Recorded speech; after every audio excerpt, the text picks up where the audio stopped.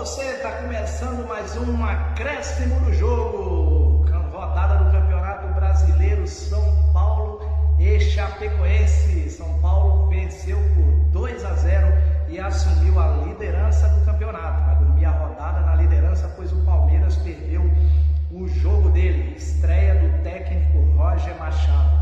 São Paulo que jogou muita bola mais uma vez, Marcos Antônio jogou demais, Bobadilha jogou muito e o Luciano fez um gol de cabeça, um lindo lançamento do Marcos Antônio que joga demais e toca no Caleri que é gol. São Paulo 2, Chapecoense 0. São Paulo na liderança do campeonato. Quem diria, hein, que contava que o São Paulo ia cair? São Paulo é líder do Campeonato Brasileiro. Não sei até onde vai a liderança, mas somos líderes e vamos comemorar isso. Um abraço a todos e até mais.